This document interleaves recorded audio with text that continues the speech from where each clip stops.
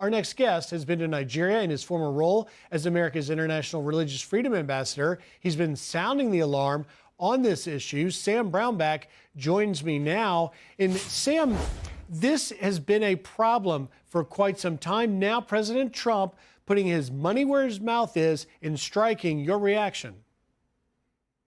Well, I'm really pleased about it. I think this is fantastic. It's what's needed.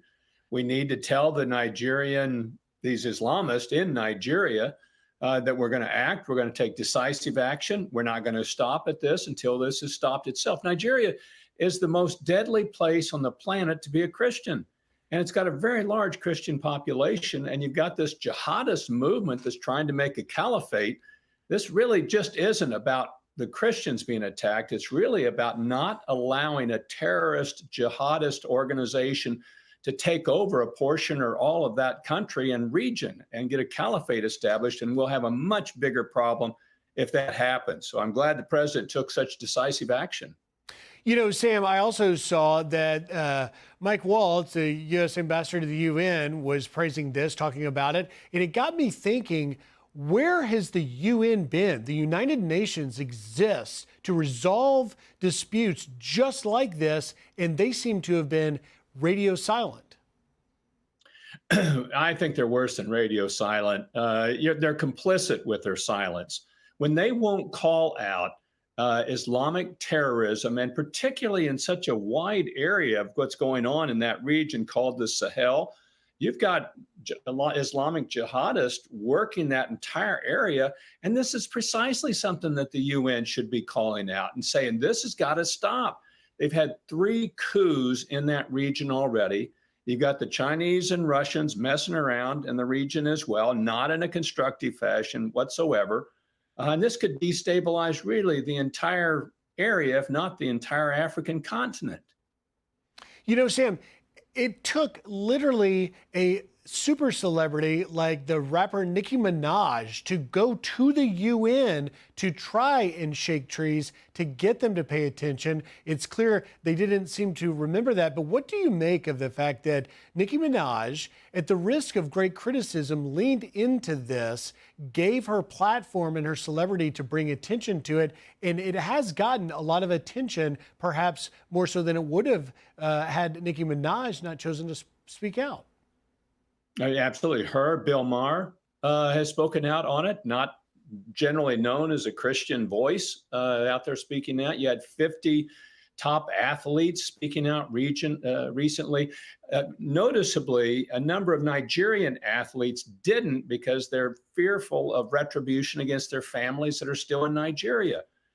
This is a terrible situation that's taking place in this region. And really, we've really got to push back against the Islamists again, these radical terrorist Islamists. They'll attack Christians for sure. They also will attack Muslims that don't agree with them and kill them as well.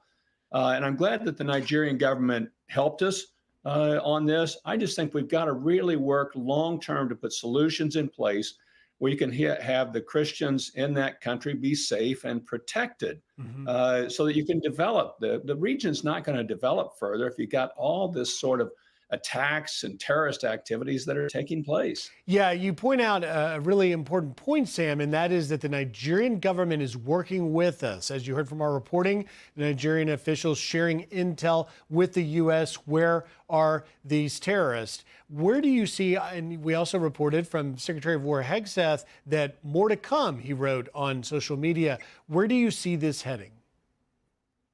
Where I see it heading is really us getting to some sort of stable situation long term. And by that, I mean where Christians are not attacked.